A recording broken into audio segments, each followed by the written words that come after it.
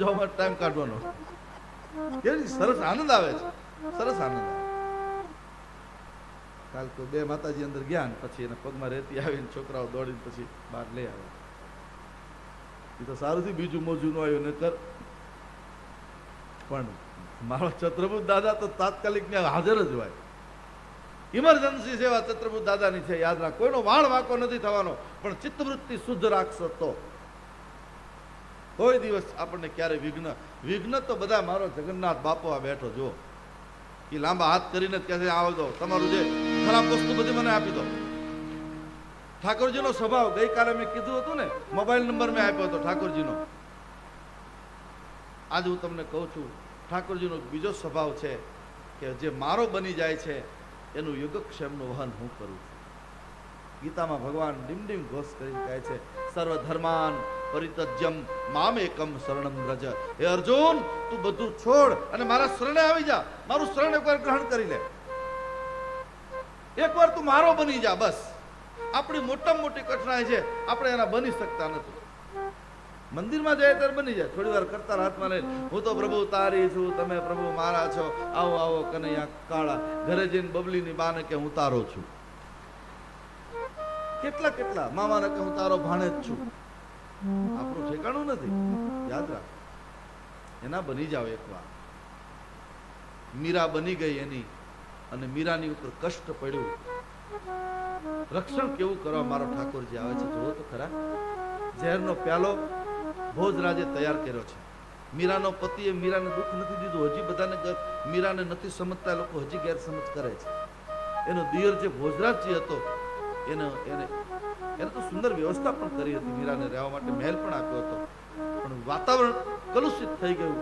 મીરાને રહેવું નથી. એને થયું કે આપણા ઘરની લાજ આબરૂને ખોસે.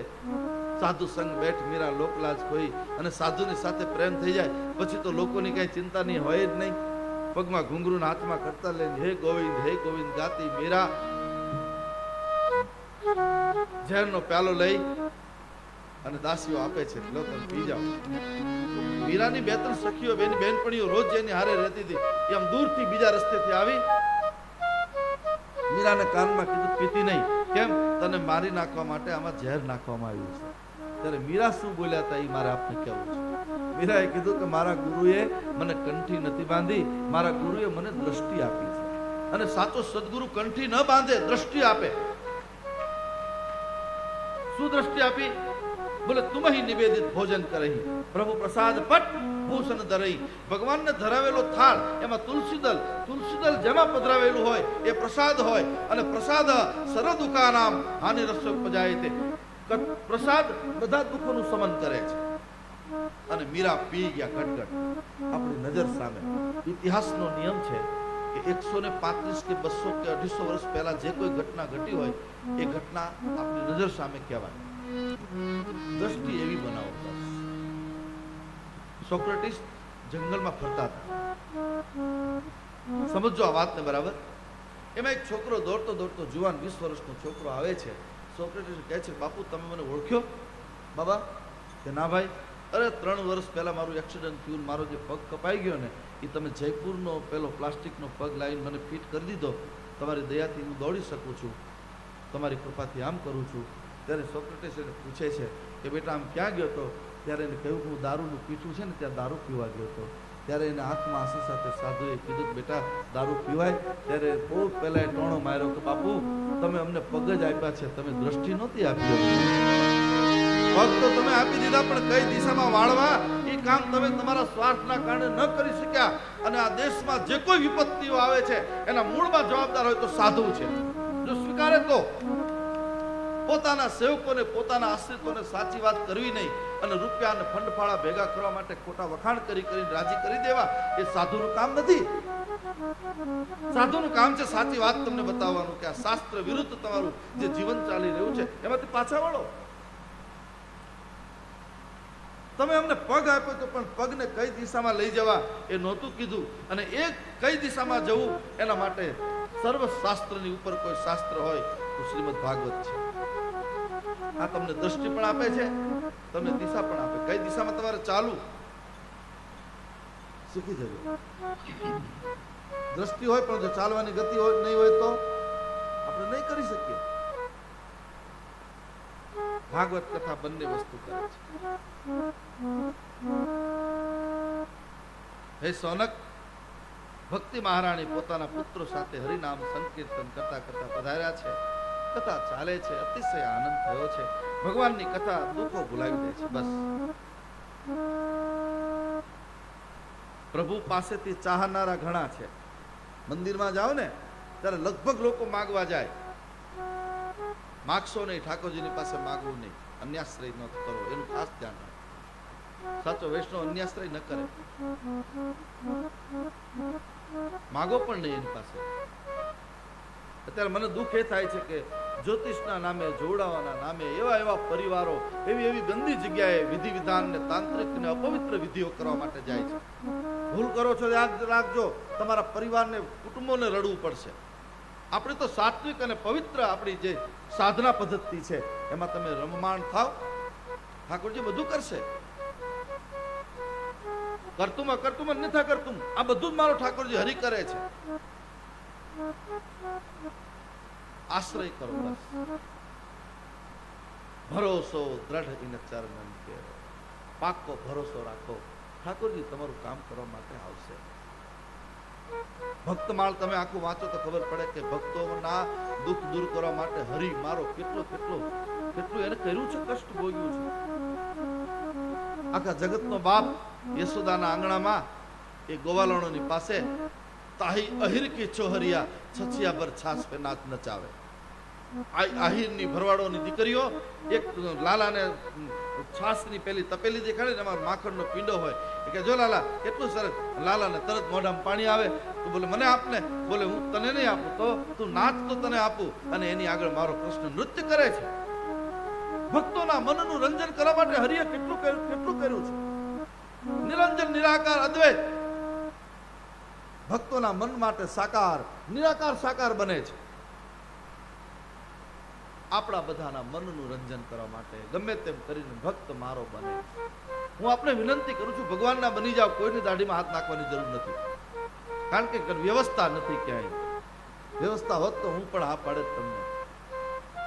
ફરીવાર કહું, કાલ પણ કહ્યું હતું, હજી પણ એકાદી વાર કહીશ કે દુઃખને મટવાની વ્યવસ્થા નથી, દુઃખને ભૂલવાની વ્યવસ્થા છે.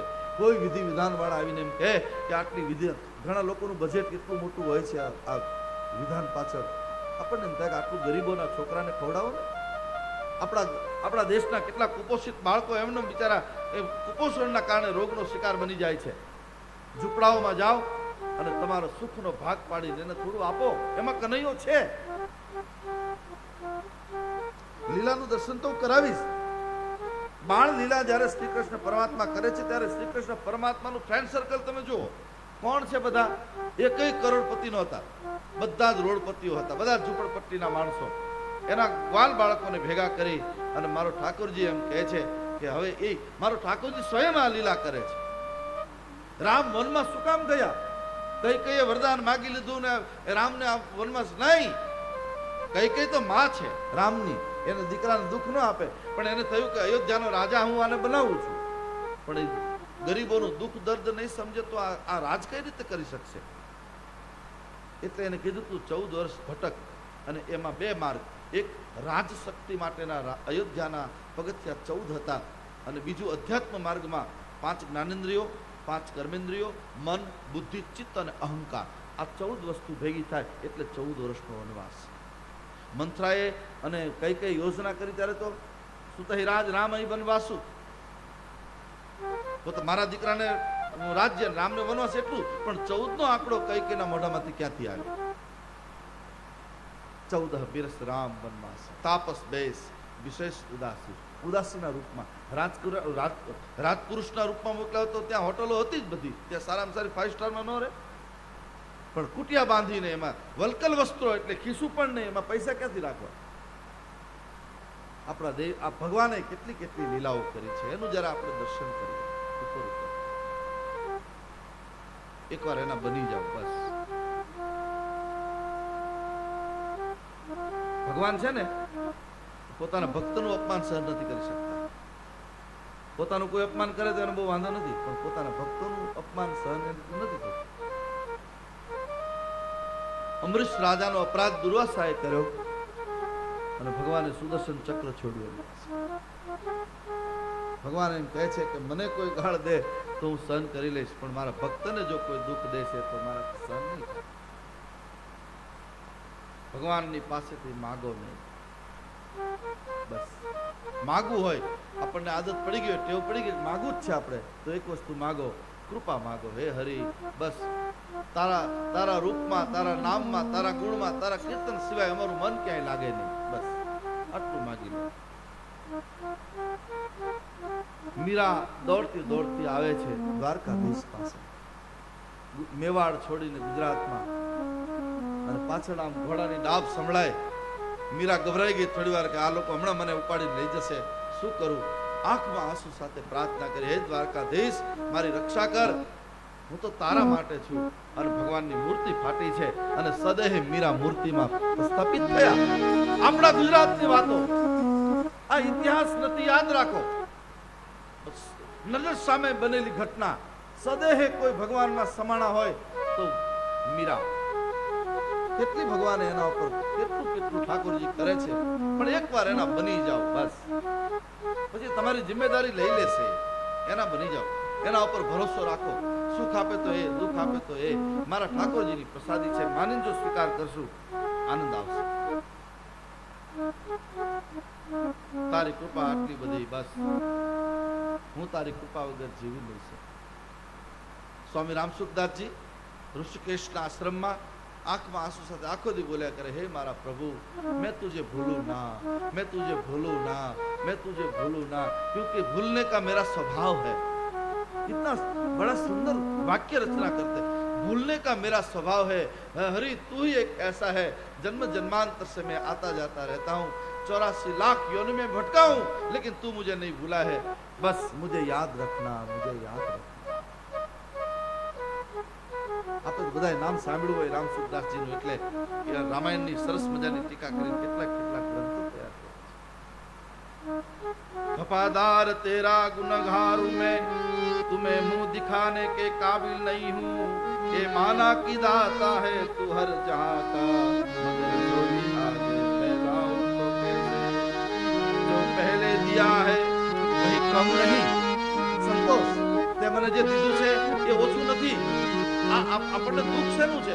આપણી પાસે જે છે એ આપણને ઓછું લાગે છે, કારણ આપણે બીજાનું જોવામાં રહ્યા. એટલે મારો જે બંગલો છે એની બાજુમાં કોઈ મકાન કર્યું હોય, એને થોડુંક ફર્નિચર વધારે જોઈએ એટલે જીવ બળે, મારા ઘરે ઓછું ને આના ઘરે કેમ વધારે, એ દુઃખનું કારણ. એના કરતા ઝૂંપડામાં રહીએ, મહેલો મેં રાખે ચાહે ઝોપડી મેં, મારું છે, હું એનો માલિક છું, કેટલો આનંદ આવે. આટલું યાદ રાખજો. ઠાકોરજીનો જે ભજન કરતો હશે, ઠાકોરજીનો જે ભક્ત હશે, એ બીજાના સુખની સામે જોવે નહીં. તમે તમારી અંદર મસ્ત રહો, અને જ્યારે પોતાની મસ્તી અંદરથી આવી જાય, બધું એની પાસે કાચું. પોતાની મસ્તી માટે એક જ આંખમાં આંસુ સાથે રાત્રે સુવો. હસ હસ કંતન પાયા, કબીર કહે છે, જીન પાયા તિન રોય, હાસે ખેલે પીવું મિલે તો કોણ દુહાગીન હોય. આ જગતમાં હસી હસીને ક્યારેક કોઈને પરમાત્મા નથી મળ્યા. જ્યારે જ્યારે પરમ તત્વની પ્રાપ્તિ થઈ છે ને, રડી રડીને થઈ છે. અને પરમ તત્વની પ્રાપ્તિ એટલે પોતાની મસ્તીની એને ખબર પડે કે હું કોણ છું, હું ક્યાંથી આવ્યો હતો, મારે ક્યાં જવાનું છે, જ્યાં જવાનું હતું ત્યાં કેટલું લેટ થયું છે, હવે એમાં ઝડપ કરવા માટે શું કરવું, આનો વિચાર, એનું નામ છે સત્સંગ. જે મેરી મસ્તી કહા લે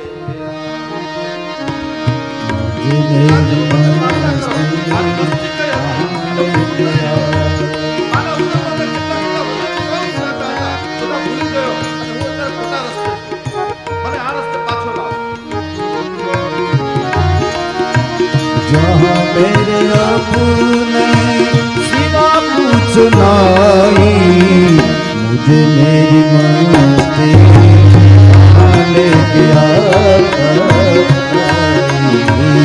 मुझे मेरी मस्ती कहाँ लेके आए. मेरे अपने सिवा कुछ नहीं, मुझे मेरी मस्ती कहाँ लेके आए, मुझे मेरी मस्ती जब लगा मेरी हस्ती का मुझको, जब लगा मेरी हस्ती का मुझको, सिवा मेरे अपने कहीं कुछ नहीं, सिवा मेरे अपने कहीं कुछ नहीं। मुझे मेरी मस्ती कहाँ लेके आई, मुझे मेरी मस्ती कहाँ लेके आई। जहाँ मेरे अपने, जहाँ मेरे अपने, जहाँ मेरे अपने, जहाँ मेरे अपने सिवा कुछ नहीं। मुझे मेरी मस्ती कहाँ लेके आई, मुझे मेरी मस्ती कहाँ लेके आई, मुझे मेरी मस्ती कहाँ लेके आई। આ ભાગવત મસ્તી ભગવાનની કથા શ્રીમદ ભાગવત એ વિશુદ્ધ પ્રેમ શાસ્ત્ર છે અને પ્રેમ દીક્ષિત કરે છે. પ્રેમ કરતા શીખી જાઓ બસ. ભાઈ અક્ષર પ્રેમ કા પડે સો પંડિત હોય. કેવલ અને કેવલ પ્રેમ. અને પ્રાણી માત્ર માટે જ્યારે તમને પ્રેમ થશે પછી તમારે માળા કરવાની જરૂર નહીં, મંદિરે જવાની જરૂર નહીં, તિલક કરવાની કોઈ જરૂર નહીં, બાહ્ય આડંબરની કોઈ જરૂર નહીં. હા, બાહ્ય આડંબર જરૂરી છે. જ્યાં સુધી પ્રેમ ઉત્પન્ન થાય ત્યાં સુધી રોજ મંદિરે જાઓ, રોજ કથા સાંભળો, રોજ સત્સંગ કરો. પણ એક ભૂમિકા આવી જાય પછી ક્યાં તમે જશો? જहाँ मेरे अपने सिवा कुछ नहीं, आया मारे सिवा बीजू कौन छे? गोपी भाव प्रकट थयो छे. प्रेम प्रेम क्या करो जाओ यमुना के तीर. આપણે બધા પ્રેમની વાતો કરીએ ને, આપણા બધાના પ્રેમ તો વાસનાના ખેલ છે. યાદ રાખો, આ પ્રેમને આપણે અપવિત્ર કરી નાખ્યો છે. પતિ પત્નીનો પ્રેમ બહુ સારો હોય, પણ ક્યાં સુધી? રવિવારે હોટલમાં ન લઈ જાય ત્યાં સુધી. જો એનું કીધું ન કરો તો મારી નાખે, તોડી નાખે, આખું તો હતું નહોતું કરી નાખે. એ પ્રેમ નથી. પ્રેમમાં કોઈ દિવસ માંગણી ન હોય, પ્રેમમાં કોઈ દિવસ જીદ ન હોય, અને પ્રેમમાં કોઈ દિવસ હઠ ન હોય. આ સ્વભાવ શ્રીમદ ભાગવતની વાત કરું છું. જેને પ્રેમ કરવો છે એના સ્વભાવમાંથી હઠીલાપણું જતું રહે. જિદ્દી સ્વભાવ જેનો હોય અને પોતાની જીદ માટે આખા ઘરને પરેશાન કરી નાખે, એ કોઈ દિવસ ઈષ્ટ સુધી પહોંચશે નહીં. લાગુ પડતું હોય થોડુંક વધારે જમી લેજો, સરસ બને છે. પણ જરા સમજો, તમારા સ્વભાવમાંથી જિદ્દી પણ જતું રહે. અને જ્યાં સુધી સ્વભાવમાં જિદ્દ છે, યાદ રાખજો બરાબર, ભાગવતનું સૂત્ર છે, જ્યાં સુધી જિદ્દ છે, જ્યાં સુધી ગુસ્સો છે સ્વભાવમાં, વારંવાર ગુસ્સો આવી જાય, મારો પીતો ગયો, બસ પીતો ગયો એટલે કોઈનો નહીં. એ ભગવાનનો કોઈથી નહીં થાય. કોઈનો નહીં, ભગવાનનો ક્યાંથી થાય? યાદ રાખો બરાબર. સ્વભાવમાં જિદ્દ, ગુસ્સો, કામ અને ક્રોધમાં આપણું મન આસક્ત હોય, એને પ્રેમ કરવાનો અધિકાર નથી. પ્રેમમાં શરીરની જરૂર જ નથી. બસ પ્રેમ તો ઠાકોરજીના નેત્ર સાથે નેત્ર મિલાવ્યો. બસ આંખ મારી ઉગડે ત્યાં સીતારામ, આખું જગત મને સિયારામમય, સબ જગ જાની કરહો પ્રણામ જોરી જો પાની. આખું જગત મને ભગવાનમય, ભક્તમય, અધરમ મધુરમ મધુરાધિપતે રખેલમ મધુરમ. આખું જગત મધુર. એના માટે સત્સંગ જરૂરી છે. ભાગવત આપણને પ્રેમ દીક્ષિત કરે છે. સાધુ સંતોએ પોતાના શિષ્યોને જ્યારે બ્રહ્મ સંબંધ આપે અથવા તો એને કંઠી બાંધીને દીક્ષા આપે ત્યારે એને કહેવું જોઈએ કે બેટા બીજું કંઈ ન કરતો, કંઈ નહીં, પ્રાણી માત્રમાં ભગવાનના દર્શન કરજે. બસ જ્યાં જોઉં ત્યાં મને એ જ દેખાય, બીજો કોઈ દેખાય. એસો ખેલ રચો મેરે દાતા, જ્યાં દેખું ત્યાં તું નો તું. કીડીમાં તું નાનો લાગે, હાથીમાં વળી મોટો તું. બધી જગ્યાએ પરમાત્મા છે. प्रेम प्रेम क्या करो जाओ यमुना के तीर. एक गोपी के प्रेम में बह गए लाखों कबीर. एक गोपीना प्रेमમાં લાખો કબીર તણાઈ ગયા. ઉદ્ધવને પોતાના જ્ઞાનનો અહંકાર આવે છે અને ઉદ્ધવ ભગવાન કૃષ્ણને કહે છે કે લાલા, હવે તો તમે મથુરાના રાજા થયા, ગ્વાલોડને ગોપીને ભૂલી જાઓ. આ તમે નાના હતા ત્યારે લીલા કરી, બરાબર, હવે બધાને છોડો. ભગવાનનો મગજ ગયો કે ઉદ્ધવ સાંભળ, આજ પછી મારી ગોપીઓને કોઈ દિવસ તું હલકી ન કહેતો, એને હું કેમ ભૂલું? એક કામ કર, તું જ્ઞાની છે ને, તું તો બુદ્ધિશાળી છે, બ્રહ્માનો માનસ પુત્ર છે, તું જા મારી ગોપીઓને ઉપદેશ આપ અને એ મને ભૂલી જાય એવું કંઈક કર. અને આ ભાઈ અભિમાની હોય ને એ પાછા પોટલા બહુ બાંધે માથે. જ્ઞાનના ઘમંડનો પોટલો બાંધી ગોકુળમાં આવે છે. ગોકુળના યમુનાના કિનારે જળ ભરવા આવેલી ગોપીઓ લાલાનું કીર્તન કરે, એની કથા કરે, આંખમાં આંસુ સાથે બીજાયેલી આંખમાં હે કૃષ્ણ, હે કૃષ્ણ, હે કૃષ્ણ. વિયોગ, વિયોગની વાત જ્યાં પ્રેમ હોય ત્યાં વિયોગ હોય જ. આ પ્રેમની બીજી બાજુ, એક સિક્કાની બીજી બાજુ સંયોગ અને વિયોગ એ પરમાત્મા સુધી પહોંચવાના શોર્ટકટ માર્ગ છે. ઉદ્ધવ ઉભો છે, એને પૂછ્યું, બહેનોને પૂછવાની બહુ ટેવ હોય. તમે જો આ ગાડીમાં આવ્યા છે ને કેટલી બહેનપણીઓ થઈ ગઈ. ભાઈઓ નહીં, એ તો મૂછું મળવામાં જ હોય. આમ કતરાય કોણ છે કોણ છે, બહેનો પરિચય લઈ લે તરત જ. હવે તે સંવેદનશીલ સ્વભાવ હોય ને એનો. ગોપાલભાઈ ઘણી વાર કહે ને કે સુરેન્દ્રનગર થી બસમાં બે બહેનો બેઠા, લીમડી આવતા હતા. એમાં એ બેન બાજુમાં બેઠા ને પૂછ્યું તમારું કયું ગામ? તો કે મારું ગામ ધાંગધ્રા. તો કે તો આપણે બે બહેનો થઈએ. એટલે પેલા બેને પૂછ્યું, અજાણા છે ધાંગધ્રાના. એને કીધું તમે ધાંગધ્રાના કોના દીકરી? તો કે ના ના દીકરી કોઈની નહીં, ધાંગધ્રાના પથ્થરની ઘંટી મારા ઘરમાં છે. એમ કરીને બેનપણી થઈ ગઈ. આ બહુ સહેલું નથી, યાદ રાખો. બીજાને અહીંયા ગોપીઓએ એને પૂછ્યું કે તું કોણ છે? ત્યારે કહ્યું કે હું તો મથુરાના રાજા કૃષ્ણનો અંગત એનો સચિવ છું. કેમ આવ્યો છે? સંદેશો લઈને આવ્યો.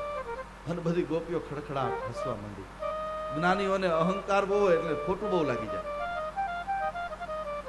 એક વચ્ચે વાત બીજી કરી દઉં કે ભગવાનને જેને ભજવા છે ને એને ખોટું લગાડવાની ટેવ બહુ કાઢી નાખી. વાત વાતમાં ખોટું લાગી જાય, વાત વાતમાં મોઢા ચડી જાય, વાત વાતમાં બધું બગડી જાય. નહીં, આપણે પ્રેમ કરવા માટે નીકળ્યા છીએ. એને ખોટું લાગ્યું કે તમારા ગામમાં આવો રિવાજ છે, કોઈ આવે તો.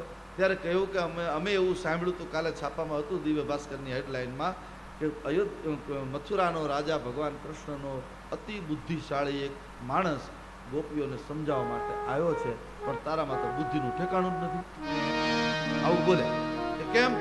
કે ઉદ્ધવ, સંદેશો એનો લાવવાનો હોય જે તમારાથી દૂર થયો. કૃષ્ણ ક્યાં દૂર છે? મધુમાલતી નામની ગોપીને કીધું પૂછો, આનાથી પાણીની ગોળી નહોતી ચડતી, હમણાં કોણ આવ્યું હતું ગોળી ચડાવવા? બોલે કનૈયો આવ્યો હતો. આ ગોપીઓની વાત સાંભળતા સાંભળતા ઉદ્ધવના જ્ઞાનના ચૂરે ચૂરા થઈ ગયા. એને તો શું સાંભળી રહ્યો છું? મેં તો તત્વની વાતો કરી, બ્રહ્મની વાતો કરી, ધ્યાન ધારણા સમાધિની વાતો કરનારું તત્વ આ ગોપીઓના પ્રેમની આગળ ગલુડિયાની જેમ રમવા માંડ્યું. કે શું છે? હું શું અનુભવ કરી રહ્યો છું? મેં તો ખાલી જ્ઞાનમાં ભગવાનની વ્યાખ્યા જ કરી છે. આ લોકો ભગવાનની અનુભૂતિ કરી રહ્યા છે. શાસ્ત્રનો મહિમા. જગન્નાથ ધામમાં જ્યારે આપ બધા પધાર્યા છો ત્યારે મારી આપને વિનંતી છે કે અહીંથી બીજું કંઈ ન લેવાય તો કંઈ નહીં, પરંતુ પ્રેમ લઈને જજો. તમારા ઘરમાં પ્રેમનું સામ્રાજ્ય સ્થાપશો તો અમને આનંદ આવશે. બસ બીજું કંઈ અતિશય આનંદ આવશે. મારા આ જ પ્રયાસ છે. આટલું બધું દાખલો કરીને આટલા બધા મહેનત શું કામ કરીએ છીએ? આ કથા કઈ 8 દિવસમાં નથી થઈ ગઈ. 1 વર્ષથી આનું બધું કામ ચાલતું હતું અને બધાએ પોતપોતાની શક્તિ સંપત્તિ બધાએ આમાં ભેળવી, ત્યારે આપણે અહીંયા 7 દિવસ બેસી શક્યા છે. આ 2 દિવસનો ખેલ નથી. પણ મને કોઈ પૂછે કે તમારો હેતુ શું છે, તો મારો હેતુ એટલો જ છે, ગમે એટલું કષ્ટ પડે પણ આ જગત પ્રેમ કરતું થઈ જાય. એકબીજાને પ્રેમ કરો. જોતે સે જોત જગાતે ચલો, પ્રેમ કી ગંગા વહાતે ચલો. પ્રેમ કરશો એટલે મારો ઠાકોરજી હાજર રહેશે. કેવા કેવા લોકો આની અંદર જોડાણા છે. કોઈ દિવસ બહાર ન નીકળ્યા હોય છતાં એને રસ જાગ્યો. કથામાં રસ લઈને બધા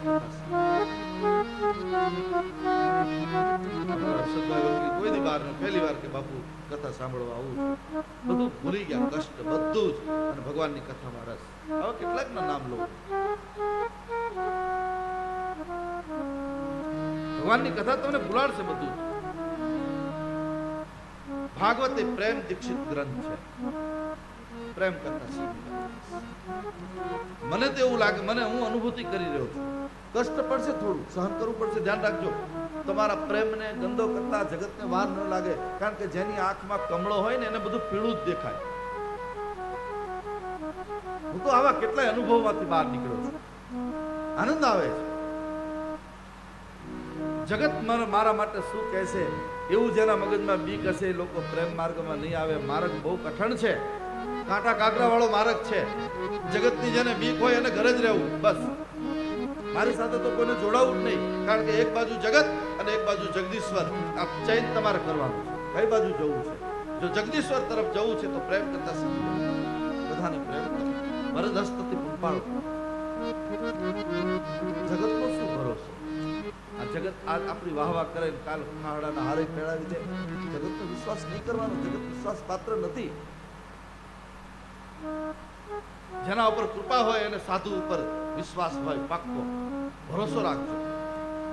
અને સંત ઉપર જ્યારે ભરોસો આવે છે એના ભરોસાને કોઈ હલાવી શકતું નથી. ઠાકોરજી એમાં ભળી જાય છે. આ ભગવાનની કથાનો રસ સતત જે આપણી સાથે છે એવું કોઈ તત્વ હોય તો ભગવાન છે. સંત કુમારે ભાગવતની કથાનો મહિમા આગળ વધાર્યો છે. ગમે તેવો કાયિક વાચિક કે માનસિક પાપ કરનારો હોય, ભાગવતની કથા એને પુનિત બનાવે છે, પવિત્ર કરે છે. ભવસાગરથી તરવા માટે કથા કેવલ અને કેવલ કથા ઉપાય છે. પાપને ધોવા માટે કથા એ ભગવાનની પરમ પાવન કૃપાનું આ ફળ છે. પછી તો આત્મદેવ નામના બ્રાહ્મણની એને કથા કહે છે. આત્મદેવ નામનો બ્રાહ્મણ હોવા છતાં સંધ્યા નહોતો કરતો, બ્રાહ્મણ હોવા છતાં પૂજા પાઠ નહોતો કરતો, બ્રાહ્મણ હોવા છતાં અભક્ષ ભક્ષણ કરતો હતો, અપવિત્ર વસ્તુનું સેવન કરતો હતો. કેટલી કેટલી વાતો આમાં. અજામિલની આખી કથા તો તમે બધા સાંભળે, તેમાં હું જઈશ નહીં. છેલ્લે એને સંતો મળે છે અજામિલને, પછી કહે છે કે તારા દીકરાનું નામ નારાયણ રાખજે. અને છેલ્લે નારાયણ નારાયણ કરતા એનો મોક્ષ થયો. છેલ્લે ભગવાનનું નામ. હું આપને વિનંતી કરી દઉં વચ્ચે, આપણને જ્યારે જરૂર પડે ત્યારે ઠાકોરજીને બોલાવવા નહીં, પણ ઠાકોરજીને આમંત્રણ, વિઝિટિંગ કાર્ડ આપી દો. હે પરમાત્મા, મારું જ્યારે કોઈ ન હોય, હું જ્યારે છેલ્લે કોમામાં હોય અને પ્રાણ જવાની તૈયારી હોય ત્યારે હે હરિ તું આવીને ઉભો રહેજે. આટલું તું કરજે. પેલું સુભાષિત આપણે ગાઈએ છીએ ને, એટલું અદ્ભુત છે. અદ્ભુત સુભાષિત. મારું આખું ખૂટે જે ઘડીએ ત્યારે મારા હૃદયમાં પધારજો. છે અરજી તમોને બસ મારા મૃત્યુને સ્વામી સુધારજો. હે હરિ, હે મારા નાથ, તું છેલ્લે જ્યારે મારું કોઈ ન હોય, હે ને દાદા કોણ આવ્યું જોવો તો, આ તમારી દીકરી છે, આ તમારા જમાઈ છે, એ આંખો ફાડી જોઈ રહે, બોલી ન શકે, સ્વાગત ન કરી શકે, વેદના હોય અંદરથી ચોક્કસ. આવા સમયે હે હરિ તું મારી પાસે આવીને ઉભો રહે છે. અંત સમયે ઠાકોરજીને બોલાવો ત્યારે તું મને લેવા આવજે. અને જરૂર ત્યારે છે, યાદ રાખો, વચ્ચે એને હેરાન નહીં કરો.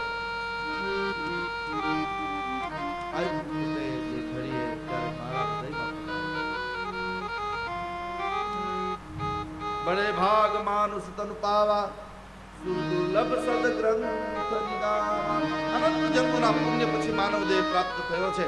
અને માનવ દેહનો કોઈ અર્થ હોય તો એટલો જ ફક્ત ભગવાનના ચરણમાં. આત્મદેવ નામના બ્રાહ્મણને ધુંધુકારી નામની એની પત્ની. ધુંધુકારી એટલે અનકંટ્રોલ ઇન્દ્રિયો, બોલવાનું, ખાવાનું, પીવાનું કઈ ભાન નહીં. કઈ પણ બજાર આખા ગામની વાતો કરવાનો સમય મળે. તમે જોજો ઘણા બહેનોને બીજાની વાતો, ઓલો આમ ને ઓલી આમ, એટલો બધા રસથી આમ આખા ગામની ટીકા નિંદા કરશે. પણ જો ભગવાનની કથામાં બેસાડો ને તો પાછું જોરું આવી જાય. આમ ઘણા નાખોરા. પણ હું તમને બધાને છૂટ આપું છું ભાઈ, મારી કથામાં બધાને ખબર છે અહીંયા સુઈ જવાની ટેવ છે. કારણ કે તમે રૂમમાં ટીકડી લો તો સૂતા નથી, અહીંયા શાંતિથી સુઈ જાઓ ને. સરસ મજાનું એસી ચાલુ કર્યું છે અમારા દિનેશભાઈ, એનો બસ એનો ઉપયોગ કરો, સુઈ જાઓ. અહીંયા તમે સુવો તો તમને ફાયદો થવાનો. જુનાગઢના ડુંગરમાં કે હિમાલયમાં તમે જાઓ, સુઈ જાઓ તો તમારી સમાધિ ગણાય છે. કારણ કે નરસૈયાની કરતાલો ત્યાં વાગી છે. એમાં કથામાં આવો તમે સુઈ જાઓ તો એ સમાધિ છે તમારી. એટલો હું ભરોસો આપું છું, પાક્કો ભરોસો. પણ આનંદને કોઈની નજર ન લાગી. પેલું બેનો કીર્તન ગાય છે ને એ કોને લખ્યું છે ને ગોતું છું પણ મળતો નથી માણસ. પછી તો કોઈ પોતાનું નામકરણ કર્યું, કોઈ કોઈનું નથી રે, કોઈ કોઈનું નથી રે, નાહક મરે છે બધા મથી મથી રે, કોઈ કોઈનું નથી રે. આ બધા છે આપણો ભગવાન જ છે. શું કામ આવા ખોટા ખોટા ગાઈને આપણે હેરાન થાય? હવે ધર્મ જગતમાં બીવડાવવાનું બહુ કામ કર્યું. ગાવું છે અમારે, ગાવાનું આવે એટલે તો ઝાલાવાડ મૂકે નહીં, બાકી ન આમ બે લીટી ગાઈ લઈએ. કોઈ કોઈનું નથી રે, કોઈ કોઈનું નથી રે, કોઈ કોઈનું નથી રે, બધા મથી મથી નાક મરે છે બધા મથી મથી રે, કોઈ કોઈનું નથી રે,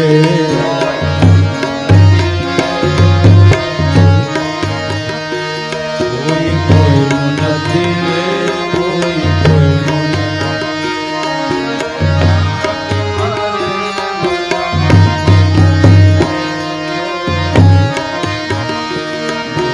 નાક મરે છે બધા મથી મથી રે, કોઈ કોઈનું નથી રે.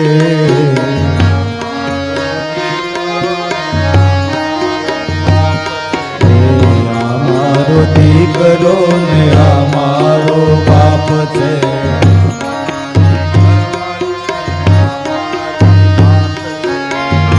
અમારી ઘરવાળી ને અમારી માત છે,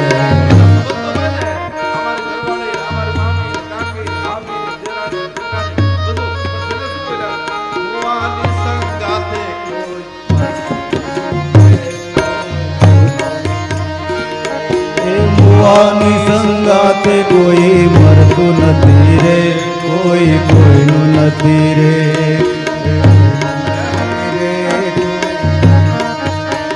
હવે જાણ્યું કે આ બધા મારા, અમે ધાર્યું કે આ બધા મારા, જાણી લે જીવડા નથી કોઈ તારા, જાણી લે જીવડા નથી કોઈ તારા, સ્વાર્થ વિના પ્રીતું કોઈ કરતું નથી રે, કોઈ કોઈનું નથી રે, સ્વાર્થ વિના પ્રીતું કોઈ કરતું નથી રે, કોઈ કોઈનું નથી રે. કોઈનું નથી, કોઈ કોઈનું નથી નહીં. આપણા બધાનો બાપ ભગવાન શ્રીનાથજી બાવા છે, ભગવાન ચતુર્ભુજરાય છે. શું કામ કોઈનું નથી? પણ આ ગાવાની પાછળનો હેતુ આપણા સંતોનો હશે કદાચ થોડો, પણ નહીં, નિરાશ નહીં થાવ. ક્યારેક ક્યારેક ધર્મ જગતે બહુ નિરાશ કરી નાખ્યા. ગોપાલભાઈ મારી નાખ્યા છે, બીવડાવીને મારી નાખ્યા. આમ કરશો તો આમ થશે, તમને પાપ લાગશે, તમને નરક મળશે. નરક તમને બતાવે ને, મોક્ષ અને નરક એને પકડીને મારી પાસે લઈ આવો એકવાર. લાલદાસ બાપુ મેળવી દો, હું એને દેખાડી દઉં બધું. તમે જુઓ તો ખરા ધર્મ જગત કેવું ચાલી રહ્યું. મારો ઈષ્ટ, મારો પરમાત્મા, મારો ઠાકોરજી મારો છે. અન્યાશ્રય ન કરો બસ. મારા ઠાકોરજી સિવાય બીજું મને કઈ ના ખપે, કઈ જ નહીં જોઈએ. ધુંધુકારી આત્મદેવ બ્રાહ્મણને ફળ આપે છે સાધુ, અને ફળ ધુંધુકારીને આપે છે. ધુંધુકારી નક્કી કર્યું કે આ ફળ જો ખાઈશ તો મારે 9 મહિનાની સજા થશે, કંઈ ખવાશે નહીં, પીવાશે નહીં, વળી 5 વર્ષ સુધી બાળકના લાલન પાલનમાં મારે સમય કાઢવો પડશે. આ તો હું ન કરું. એટલે ફળ એને ગાયને ખવડાવી દીધું, અને ગાયના ઉદરમાંથી થયેલું બાળક, એનું નામ છે ગોકર્ણ. ગાયો જેવા કાન એટલે ગોકર્ણ થયા. ગોકર્ણ મહારાજ ભગવાનના પરમ ભક્ત થયા, અને ધુંધુકારી પ્રેત બન્યો છે. ખોટા કર્મ, ખરાબ કર્મ કર્યા હોય ને, આ બધું યાદ રાખો. આ ચંદુભાઈ અમારો વિડીયો જે ઉતારે છે એની પાસે હાર્ડ ડિસ્ક છે, પણ આમાં કેટલું 4GB 6GB જે કે જીબી હોય એ બધું ત્યાં સુધી ચાલે. પણ આપણી અંદર જે હાર્ડ ડિસ્ક મૂકી છે પરમાત્માએ, એ માના ઉદરમાં 9 મહિનાની અંદર માના ઉદરમાં હોય ને ત્યારથી જ્યારે જીવ અંદર મૂકે ત્યારથી લઈને 100 વર્ષનો થાય ત્યાં સુધી હાર્ડ ડિસ્ક ભરાતી જ નથી. પણ ચાલુ ક્યારે થાય? બીમાર પડો ત્યારે ચાલુ થાય, ત્યારે ચાલુ થાય, ત્યારે બધું દેખાય આપણને. સકર્મ અકર્મ કરેલા કર્મ બધા દેખાય. એટલે વિનંતી કરું છું, કર્મ કરતા પહેલા 1000 વાર વિચાર કરજો. કર્મ એ કોઈને છોડ્યા નથી. ભગવાન રામ બ્રહ્મ નિરંજન નિરાકાર સાકાર બન્યા. બ્રહ્મના પિતા મહારાજ દશરથજીને જો કર્મ ન છોડતું હોય તો હું તમે કઈ વાડીના મૂળા? જરા સોચો. દશરથજીનો અંત સમય આવ્યો છે અને કીધું કે મને સામેની દિવાલમાં કંઈક દેખાય છે. ત્યારે કૌશલ્યામાં કહે છે, મહારાજ આપની તબિયત બરાબર નથી એટલે કંઈ નથી. ત્યારે કીધું કે સાચી વાત છે કૌશલ્યા, મારા કરેલા તો મને જ દેખાય, તને થોડા દેખાય? મારી આંખથી મને દેખાય. શું છે? મેં સપ્તવેદી બાણથી એક અંધ શ્રવણ નામના બાળકને માર્યો. અંધ મા બાપ હતા અને મા બાપની પાસે પાણી લઈને ગયો. કીધું મારી ભૂલ થઈ ગઈ છે. ત્યારે એને મને આશીર્વાદ પણ આપ્યો, શ્રાપ પણ આપ્યો કે રાજા તું નિર્દોષ છે, પણ અમારા આંધળાની આગ લાકડી તે લઈ લીધી છે. તારે 4 દીકરા થશે, ત્રિભુવનમાં નામ ઉજાગર કરે એવા થશે, પણ તું મરીશ ત્યારે પાણી પાવા માટે એકે હાજર નહીં હોય. કર્મનો બદલો દીધા વગર છૂટકો જ નથી. કરેલા કર્મના બદલા દેવા રે કરેલા કર્મના બદલા દેવા તો પડે છે, દેવા તો પડે, અંતે સહુને નડે છે. કરેલા કર્મના બદલા દેવા તો પડે.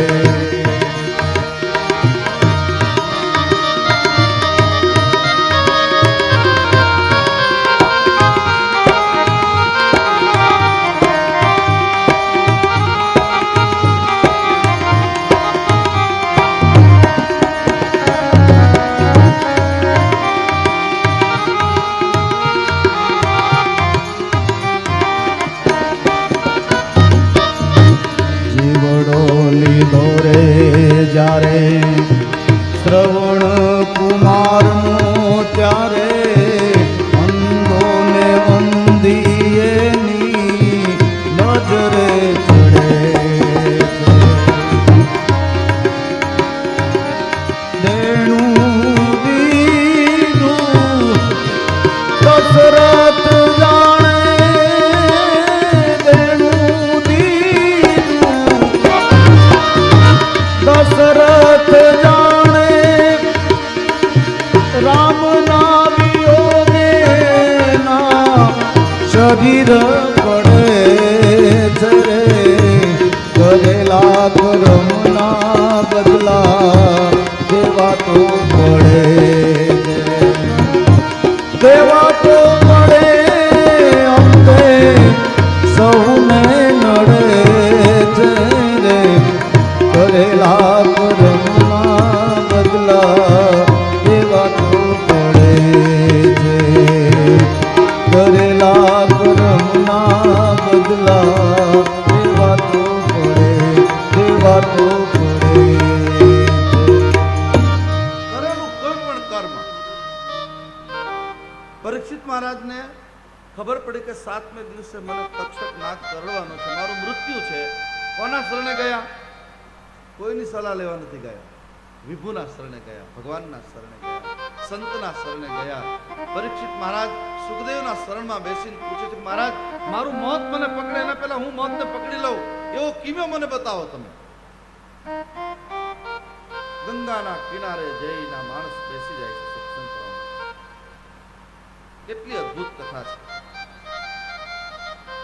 ભગવાનની પરમ પાવન ભગવાનની કથાના મહાત્મય દ્વારા આપણને એટલું પ્રાપ્ત થયું. ગોકર્ણ મહારાજ ધુંધુકારીની બધી વિધિ કરે છે. 10માની 12માની 13માની બધી વિધિ કર્યા પછી એને રડવાનો પાછો અવાજ સંભળાયો. એટલે એને પોતાના ગુરુ સૂર્ય મહારાજને રોક્યા અને કહ્યું કે મારા ભાઈ, બોલે તારા ભાઈએ કર્મે એટલા બધા ખરાબ કર્યા છે, એની મુક્તિ જલ્દી થાય નહીં, એના માટે સત્કર્મ કર. અને પછી એની ભાગવતની કથા. હવે ભાગવતની કથા કરી તો કથામાં બેસવાનું સ્થાન ન મળ્યું. આ કથામાં તમે જે બધા બેઠા છો ને એ તમારા બળથી નહીં. યાદ રાખો, તમારા કર્મ સાફ થઈ ગયા ને એટલે તમને કથાનો લાભ મળ્યો જગન્નાથપુરીમાં. હું તો એવું માનું છું ચોક્કસ. 71 પેઢીના પિતૃઓ તરી ગયા હોય એને જ કથાનો રસ મળે છે. કથા કરવાની તો બહુ જુદી વાત છે. મને આનંદ છે બસ, તો જ તમે આવી શક્યા હોય. જગન્નાથ ભગવાનની મરજી વગર 2000 કિલોમીટર આવી શકાય જ નહીં. મની પાવર હોય, મસલ્સ પાવર હોય, બધું જ હોય, પણ એવું કંઈક ઘટના ઘટી જાય. કેટલા લોકોને એવું પણ થાય કે મને અનુભવ છે કે રેલવે સ્ટેશનથી બિચારાને પાછું જવું પડે. એવા કંઈ સમાચાર આવે, જવું પડે, ન આવવા દે, કારણ કે એને કાગળ ન લખ્યો હોય. આ જગન્નાથ ભગવાન જેને જેને બોલાવ્યા એ આપણે બધા અહીંયા આવ્યા છે. પોતાના કલ્યાણ માટે અડધી ક્ષણ માટે પણ જો ગાથા અમૃત સમાન છે, એનું જો કોઈ પાન કરે તો એનું કલ્યાણ થાય. બીજા કલ્યાણકારી સાધનોનો વિચાર કરવા કરતા શ્રીમદ ભાગવતના આશ્રયથી બધા હેતુ સિદ્ધ થઈ જાય છે. આશ્રય કરો ભાગવત. પદ્મ પુરાણ અંતર્ગત 6 અધ્યાયનું મહાત્મય અહીં પૂર્ણ થયું. વેદ વ્યાસે રચેલી 18,000 શ્લોક વાળી 335 અધ્યાય, 12 સ્કંદ, 1.5 લાખ અક્ષર જેમાં છે એવી આ પરમહંસોની સંહિતા, ભાગવતની સંહિતા શ્રવણ માત્રથી મુક્તિ દેનારી છે. પ્રથમ સ્કંદ ભારતીય પરંપરામાં દીપ પ્રાગટ્યથી શુભ કામ થાય છે, આરંભ થાય. કારણ કે દીવો એ પ્રકાશ આપે. જ્ઞાન થાય જ્યારે ભગવાનના નામનું, એના ધામનું, ત્યારે અંદરથી એક પ્રકાશ થાય.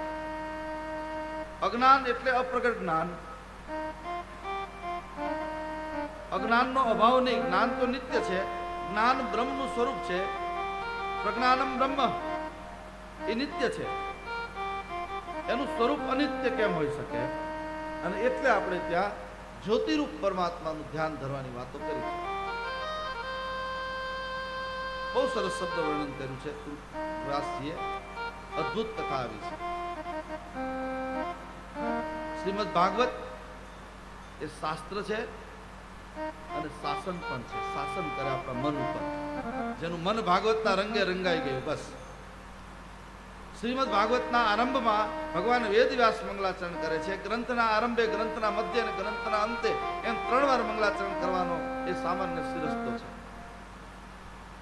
શ્રીમદ ભાગવતના આરંભમાં ભગવાન વેદ વ્યાસનું મંગલાચરણ, મધ્યમાં સુખદેવજીનું મંગલાચરણ છે, અંતે સુત પુરાણી મંગલાચરણ કરે છે.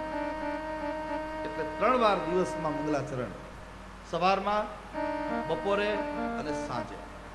અને એને આપણા ઋષિ શાસ્ત્રી ગોલોકવાસી પાંડુરંગ દાદાએ ત્રિકાળ સંધ્યા દ્વારા આખા જગતને જ્ઞાન આપ્યું છે. એ 3 વાર આ જગતમાં ભગવાનને યાદ કરો. સવારે ઉઠો ત્યારે કનૈયાને યાદ કરો. કરાગ્રે વસતે લક્ષ્મી, કર મૂલે સરસ્વતી, કર મધ્યે ગોવિંદમ, પ્રભાતે કર દર્શનમ. સવારમાં. બપોરે જ્યારે જમવા બેસો ત્યારે સીધા જમો નહીં. થાળીમાં બધું લીધા પછી ભગવાનને અર્પણ કરો. કારણ કે થાળીમાં રહેલું ભોજન ભગવાનને અર્પણ કર્યા વગરનું ત્યારે જમો છો ત્યારે તમે પાપ ખાઓ છો, ભોજન નહીં. કારણ કે અન્નની અંદર અનેક પ્રકારના દોષો રહેલા હોય છે. એ દોષના નિર્મૂલન માટે આ વાતો આવી છે. યજ્ઞ શ્રેષ્ઠા સિનાસંતો મુચ્યંતે સર્વકિલ વિષય ભુંજતે તે ત્વગમ પાપા એ પચંત્યાત કારણાત. હે મારા નાથ, આ અન્નમાં રહેલા કોઈ પણ દોષ એને તમે સ્વીકારજો અને મને તમારો પ્રસાદ આપો, બસ. અને પ્રસાદ આપો, કલ્યાણ કરશે. અને રાત્રે જ્યારે સુઈ જાઓ ત્યારે શું કરવાનું? વસુદેવ સુતમ દેવમ કંસ ચાણૂરમર્દનમ દેવકી પરમાનંદમ વંદે જગદ્ગુરુ. બસ પછી ભગવાનને અર્પણ કરી દો. હે પ્રભુ, હું સુઈ જાઉં છું. મારા સકર્મ અકર્મ વિકર્મને તું માફ કરી દેજે, મને સુવા દેજે.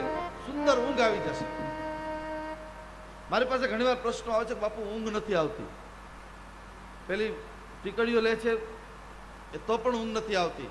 એને મેં કેટલા ઉપર સિદ્ધ પ્રયોગ કરેલા છે. આજ પણ કહી દઉં, જગન્નાથ ભગવાનના ધામમાં એના ખોળામાં બેઠા બેઠા બોલું છું ત્યારે કે રાત્રે ઊંઘ ન આવે ને એવા લોકોએ માળા હાથમાં લઈ અને સંકલ્પ કરવો કે હું 11 માળા કરીશ, અને 11 માંથી 6 થાય ત્યાં માળા હાથમાંથી પડી જાય. આ ભગવાનના નામનો મહિમા યાદ રાખજો, પ્રયોગ કરજો, બસ. પણ પ્રયોગ કરવા ખાતર નહીં. બાપુએ કીધું કરી નાખો ને હવે થઈ જાય તો ગયું, તો નહીં આવે. તો 11 નહીં 21 પૂરી થશે તોય નહીં થાય. પણ શરણાગતિના ઘાટ ઉપરથી કે હે મારા ઠાકોરજી, મારા તન મનની આ તંદ્રા નિદ્રા, આના જે મારા વિચારોનું ઉન્મલન થયું છે એના કારણે મને નિંદર નથી આવતી. તું મારી ઉપર કૃપા કર. અને કૃપાથી જ્યારે તમે આ માળા કરશો એટલે 6 માળા ન થાય ત્યાં બધું 10 ઊંઘ આવી જાય. ઊંઘ ન આવતી હોય એને ધ્યાન રાખવું, કનૈયાનું સ્મરણ કરવું. મારો કાનો, મારો કનૈયો એવો દયાળુ દેવ છે. બીજા બધા દેવ તો એને થોડા સાચવવા પડે, અઘરા છે થોડાક, પણ આને કંઈ નહીં. ખાલી મિશ્રી દેખાડી દો તો તમારી પાછળ પાછળ દોડે. પ્રેમ રૂપી મિશ્રી એને આપી દો. કેવો સસ્તો છે ભગવાન. ભાગવત એ જીવનના એક લક્ષ્ય સુધી આપણને પહોંચાડે છે. પરમાત્માની કથા જન્મ જન્માંતરના પુણ્ય જ્યારે પ્રાપ્ત થયા હોય અને પુણ્યના પ્રતાપે આપણને આ બધું પ્રાપ્ત થયું છે. આજે જે આપણે અહીંયા બધા ભેગા થયા એ કોના કારણે? કેવલ અને કેવલ પુણ્યનો પ્રતાપ, બીજો કોઈ પ્રતાપ નહીં. ભાગવતની કથા ભગવાનમાં રસ જગાડે અને જ્યારે ભગવાનમાં રસ જાગે એટલે બધું જ પૂરું થઈ જાય. લાલાને લાડ લડાવો રોજ, બસ. માનસિક પૂજા ભાગવતમાં બહુ સરસ આવે છે. આ બહેનો કેટલું સરસ સુભાષિત ગાતા હોય છે. અમારી વૈષ્ણવ પરંપરામાં પણ આ બધું આવે છે. માનસિક રીતે પૂજા કરો. બારગામ હોય, ગાડીમાં હોય તો ઠાકોરજી પુષ્ટાવેલા સાથે હોય તો ઠાકોરજીની સેવાનો ક્યાંય દોષ ન લાગી જાય તો એને શું કરવાનું છે? એને માનસિક પૂજા કરવાની છે. હું તો ત્યાં સુધી કહું છું, તમે તમારા ઘરમાં તમારા નાના બાળકને સ્નાન કરાવો ને ત્યારે મારું બાળક છે નહીં, મારો કનૈયો છે એમ માને સ્નાન કરાવો. આનંદ બહુ આવશે. એનું એક પદ મારે ગાવું છે, તમને બધાની પાસે ગવડાવું. તમને બધાને આવડે છે એટલે. જમુના જળમાં કેસર સ્નાન કરાવું, જળમાં કેસર ગોળી સ્નાન કરાવું શામળા, હલકે હાથે અંગો ચોળી લાડ લડાવું શામળા, હલકે હાથે અંગો ચોળી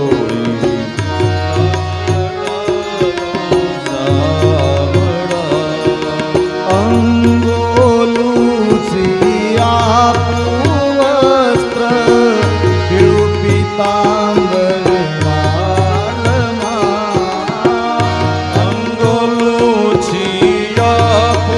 વસ્ત્ર પીળું પીતાંબર પ્યારમાં, તેલ સુગંધી નાખી આપું વાકડિયા તુજ વાળમાં, તેલ સુગંધી નાખી આપું વાંકડિયા તુજ વાળમાં, કુમ કુમ કેરું તિલક સજાવું તિકમ તારા બાલમાં, કુમકુમ કેરો તિલક ગોપાલ હોય અને એને આપણે અભિષેક કરવાની ભાવના કરો.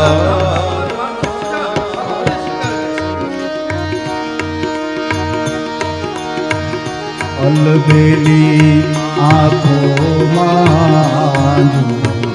અંજન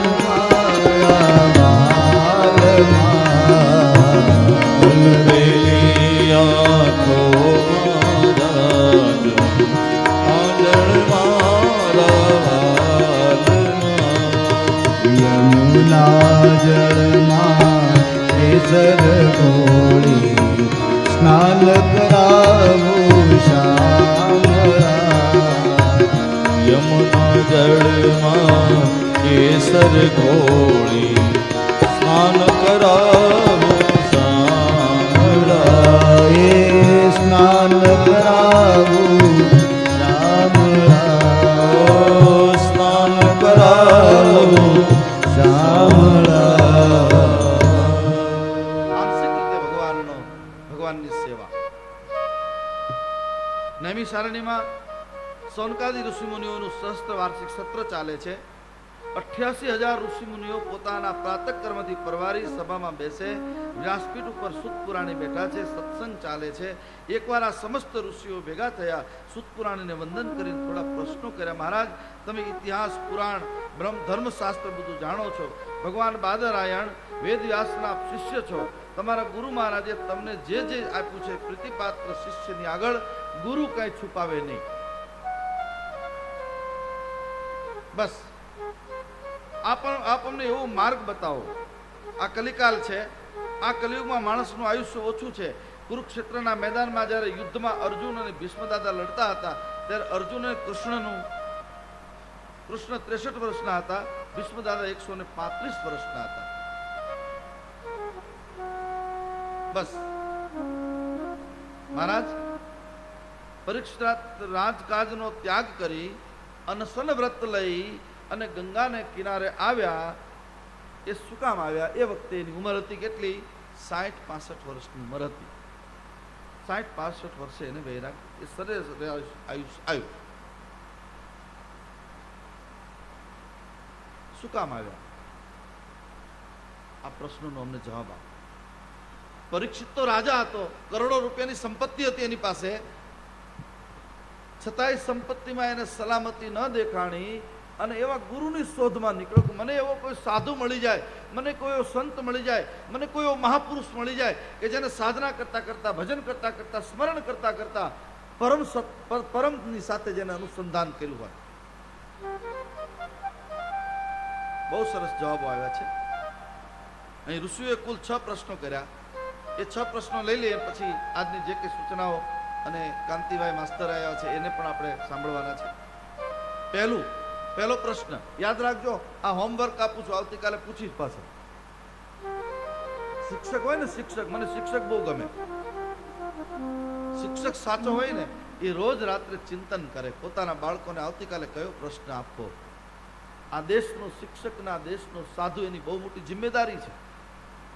મારે મારા સમાજને કંઈક નવું આપવું છે. પ્રશ્ન તૈયાર કરે રાત્રે. જવાબ તો એની પાસે હોય જ. પ્રશ્ન જે તૈયાર કરે એની પાસે જવાબ તો હોય જ.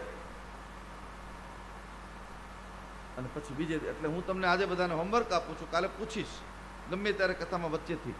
જો સાચા અર્થમાં કથા તમે સાંભળતા હશો તો થોડોક તમને ખ્યાલ આવશે. ધ્યાન રાખજો, બરાબર? એક જવાબ તો મારે જ દેવાના છે, ખાલી હું પ્રશ્ન જ તમને પૂછવાનો છું. એટલે મેં કહ્યું હતું કે આ જગન્નાથની કથામાં આપણે કંઈક નવું કરવું છે. ક્લાસ ટીચર જે શિક્ષક હોય એને તો એક ક્લાસમાં કેટલા 25-50 છોકરા હોય.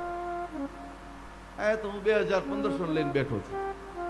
એટલે ક્લાસ મોટો છે, એટલે એમાં મને આનંદ આવશે. તમને પણ કોઈને કઈ પ્રશ્ન થાય તો પણ કહેજો, તો એનો જવાબ ગુરુ કૃપાથી જેટલો થશે એટલો પ્રયાસ કરશું આપવાનો. આ જગતમાં ઋષિઓએ કુલ 6 પ્રશ્ન પૂછ્યા. કોને પૂછ્યા છે? સુત પુરાણીને પૂછ્યા છે 6 પ્રશ્નો. આ જગતમાં શાસ્ત્રનો સાર શું? શાસ્ત્ર એટલે શું? અત્યારે પોતાની જાતે, પોતાના નામના, પોતાના સંપ્રદાયના ગ્રંથોના ઢગલા તૈયાર થઈ રહ્યા છે. સનાતન ધર્મ માટે ખતરાની નિશાની છે. થોડુંક પોતાનું પ્રાઉડ થાય એટલે પોતાનો સંપ્રદાય ઊભો કરી દે અને પોતાના બસ એના નામનું બધું ગ્રંથમાળા લખવા માંડે, કીર્તનો લખવા માંડશે, ગીતાઓ લખવા માંડશે, ભગવદ્ ગીતા લખશે, ચાલીસા લખશે, બાલીસા લખશે, બધું. અને લોકોને ખોટા માર્ગે દોરી રહ્યા છે ધર્મના માર્ગથી. એમાંથી બચજો.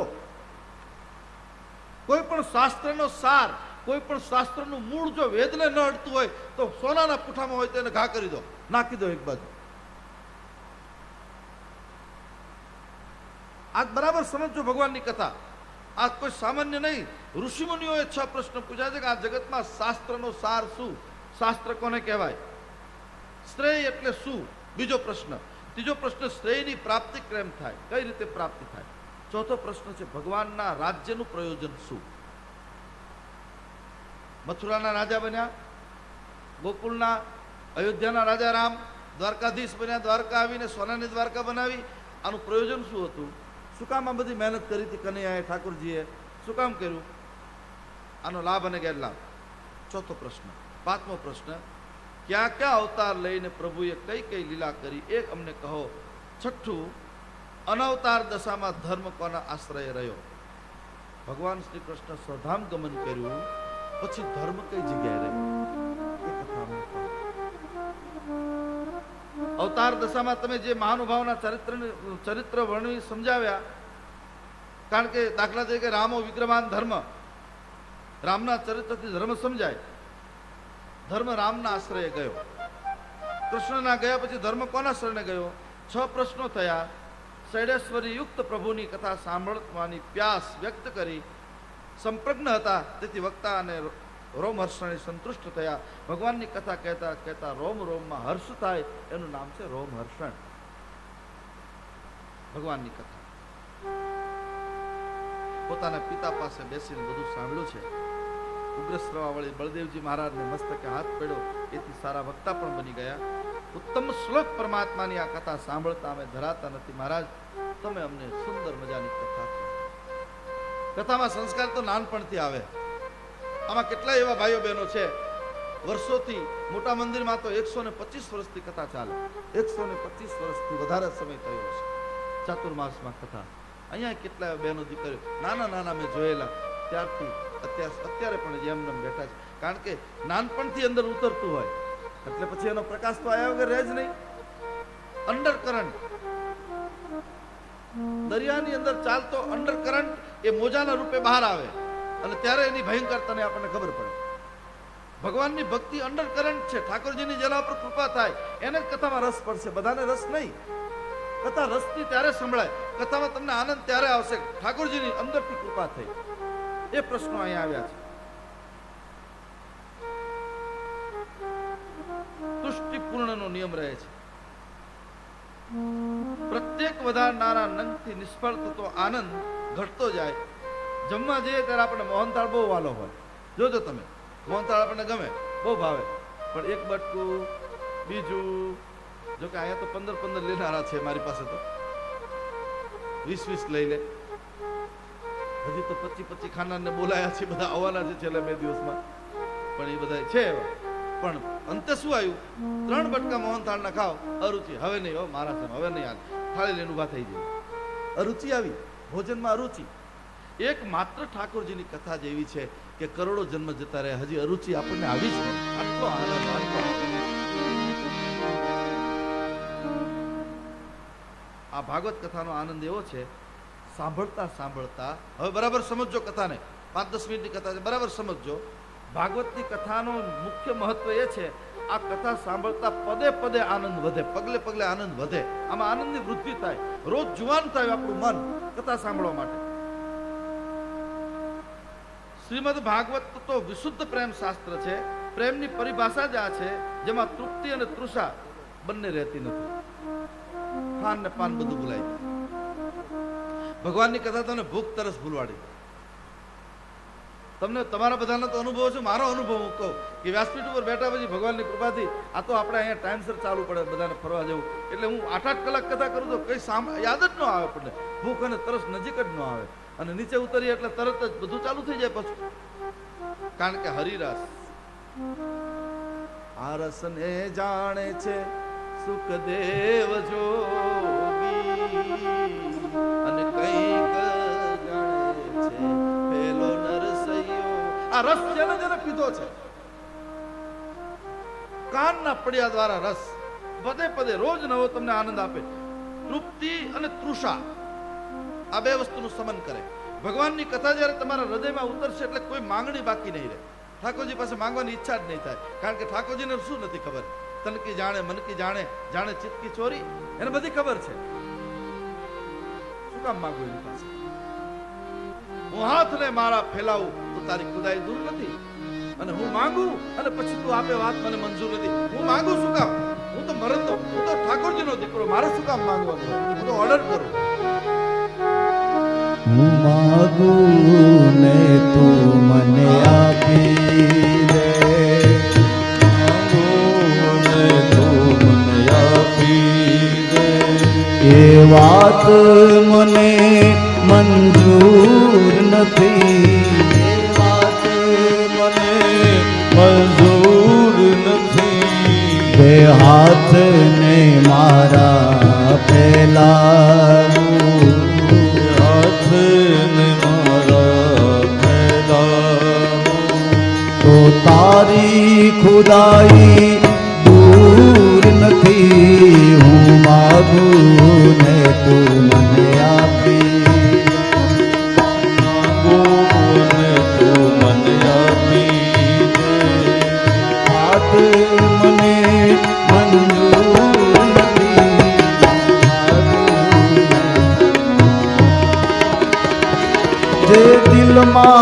દયાને સ્થાન નથી ન્યા વાત ન કર દિલ ખોલીને જે દિલમાં દયાને સ્થાન નથી ન્યા વાત ન કર દિલ ખોલીને ન્યા વાત ન કર દિલ ખોલીને આ પાણી વિનાના સાગરની પાણી વિનાના સાગરની નાજીરને કછી જરૂર નથી હું માગું ને તું મને આપી દે.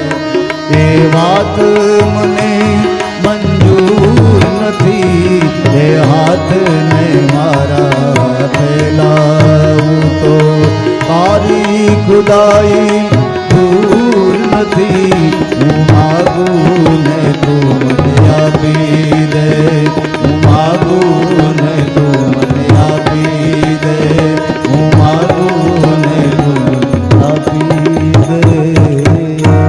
અન્ય આશ્રય નહીં કરવો બસ.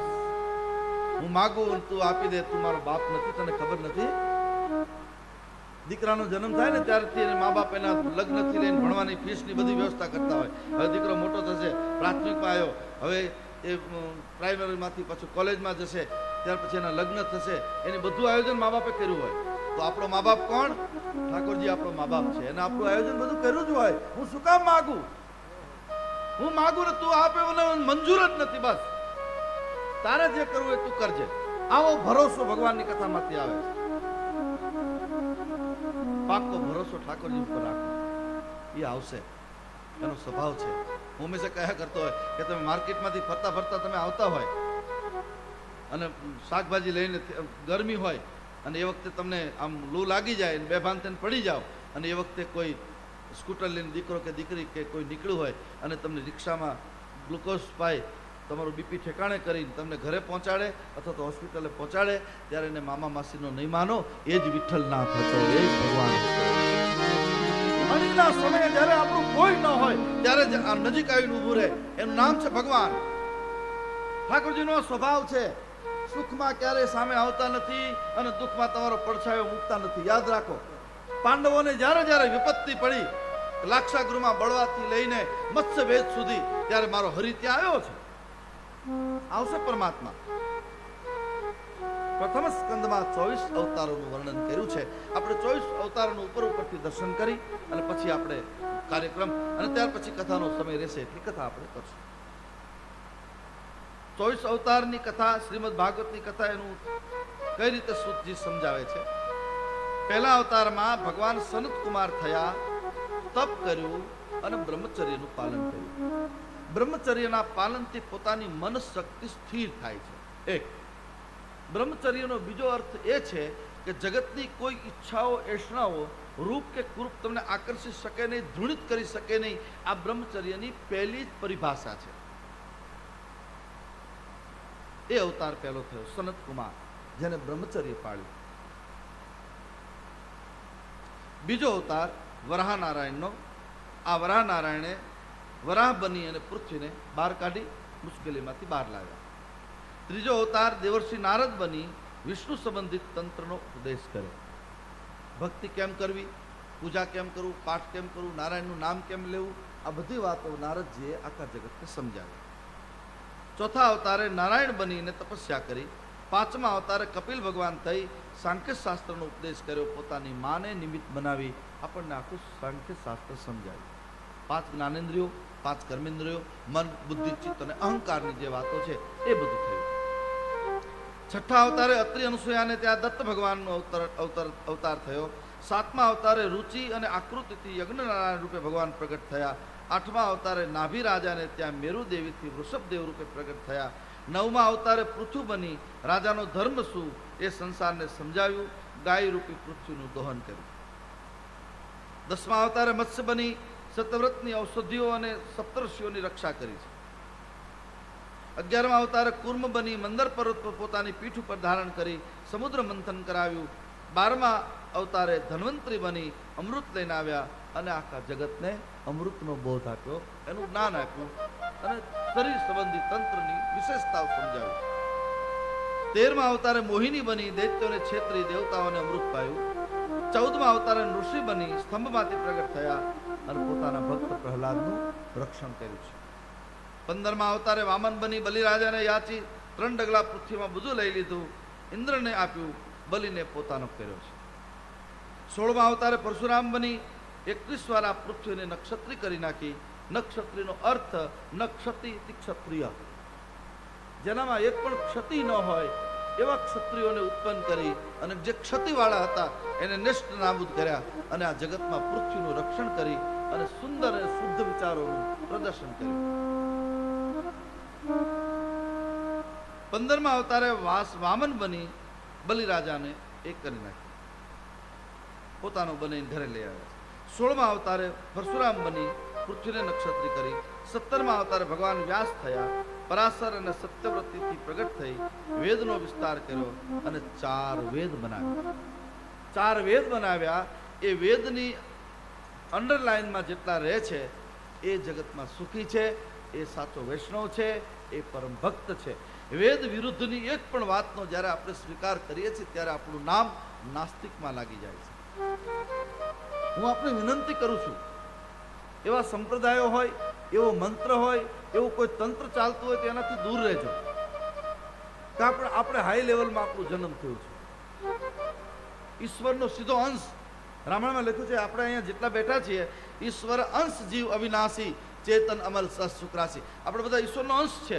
અંશથી જુદો પડ્યો, એને પાછું ધીરે ધીરે સાધના કરતા કરતા, ભજન કરતા કરતા, સ્મરણ કરતા કરતા અંશને ભેગો કરી નાખવાનું કામ આ કલયુગની અંદર હરિકથા કરતા કરતા આપણે કરવાનું છે. એ વસ્તુ ધ્યાન રાખજો. 18મા અવતારે રામચંદ્ર થયા, સમુદ્ર પર સેતુ બાંધ્યો, રાવણનો નાશ કર્યો. 10 પ્રકારની વૃત્તિવાળા માણસનો નાશ કર્યો છે. 19મા અને 20મા અવતારે 18મા અવતારે રામચંદ્ર થઈ સેતુ બાંધ્યો, રાવણને સંહાર કર્યો. 19મા અને 24મા અવતારે દ્વાપર યુગમાં બલભદ્ર અને કૃષ્ણ થઈ આવ્યા. 19 અને 20મા અવતારે અને આખા જગતને પ્રેમ તંત્રનો બોધ આવ્યો. કૃષ્ણ શું કરે છે? કરસતી આકર્ષતી ઇતિ કૃષ્ણ. કૃષ્ણ તમારા મનનું હરણ કરે. ઠાકોરજી આપણા મનનું હરણ કરે ને એટલે તમારે દુનિયામાં લીલા લે. પછી કોઈની તાકાત નથી આપણને નજર લાગે, નજર નહીં લાગે કોઈની. બલભદ્ર અને કૃષ્ણ અવતાર બન્યા છે. 21મો અવતાર તે ભગવાન બુદ્ધનો, 22મો અવતાર તે કલ્કી થશે. આમ 22માં બીજા 2 ભેળવ્યા, પરમાત્માનું સ્થૂળ રૂપ અને સૂક્ષ્મ રૂપ. નરી આંખે જે દેખાય છે તે સ્થૂળ રૂપ, અને આંખથી ન દેખાય તેને આપણે અનુભવ થઈ શકે ખાલી, એ સૂક્ષ્મ રૂપ પરમાત્મા. પવન મહેસૂસ થાય પણ પવનને પકડી ન શકાય, એનો ફોટો ન પાડી શકે પવન કેવા કલરનો છે. યાદ રાખજો બરાબર. હરિ અને હયગ્રીવ 2 બાકી છે. કોઈક મુજબ હંસ અહીં રહી જાય છે તો બળદેવજીને કમ કરીએ તો 24 ગણવામાં આવે. અને ક્યાંક હરિ પણ 2, એક ધ્રુવને દર્શન આપ્યું, બીજા ગજેન્દ્રને મુક્ત કર્યો. હરિ અને હર, હર એટલે ભગવાન ભક્ત માટે ગમે ત્યારે પ્રગટ થાય.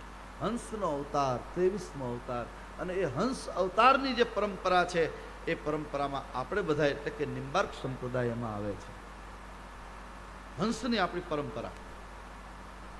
નિંબાર્ક સંપ્રદાય વિશે પણ મને લોકો પૂછતા હતા કે આના વિશે કંઈક કહેજો, પણ એ આપણે આવતીકાલની કથા જ્યારે લેશું ત્યારે એમ કહેશું કે આ નિંબાર્ક સંપ્રદાય અને પુષ્ટિ માર્ગ એક સિક્કાની બંને બાજુ છે. સાધના પદ્ધતિ, પૂજા પદ્ધતિ, સેવા પદ્ધતિ, એમાં કોઈ અંતર નહીં. અને એવી પરમ પાવન પ્રણાલીમાં જ્યારે આપણે બધા આવ્યા છીએ ત્યારે એનો આપણને ગૌરવ છે. આ શ્યામ બિંદુ જે આપણે કરીએ છીએ એ શ્યામ બિંદુ વૈષ્ણવની ત્રીજી આંખ છે. ત્રીજી આંખમાંથી શું ન દેખાય, પણ એ કઈ રીતે ત્રીજી આંખ ખુલે એની વિશુદ્ધ ચર્ચા આપણે આવતીકાલની ચર્ચામાં કરીશું. અત્યારે ભગવાન સુખદેવ મહામુનિ પોતાની ભાવવાહી શૈલીમાં પરીક્ષિત રાજાને જે કથા કહે છે એમાં 24 અવતારોનું દર્શન આપણે ટૂંકમાં કર્યું. 24 અવતારોનું વિસ્તૃત દર્શન આપણે પાછા કથા દ્વારા કરતા રહીશું. આજની કથાને વિરામ આપું. એના પહેલાં હજી કથા ચાલુ રહેવાની છે, પણ એના પહેલાં અહીંયા જે કંઈ કાર્યક્રમ છે એ અહીંયા જાહેર થશે અને ત્યાર પછી આપણે કથાનું થોડું દર્શન કરશું અને પછી આપણે બધાએ પ્રસાદ લેવા જશું. પ્રસાદમાં ભીડ ન થાય એટલા માટે ખાસ ધ્યાન રાખજો. ભાઈઓ પહેલાં જાય ને પછી આ બહેનો રાસ ગરબા લે છે. સરસ રીતે રાસનું આયોજન છે અને પછી રાસ લે એટલે વધારે ભૂખ લાગે એટલે વધારે જમાય એટલે ફરવા જવાય અને ફરવા જાવ એટલે જરાક ધ્યાન રાખીને જજો. બસ એટલા ભાવ સાથે મારી વાણીને વિરામ આપું.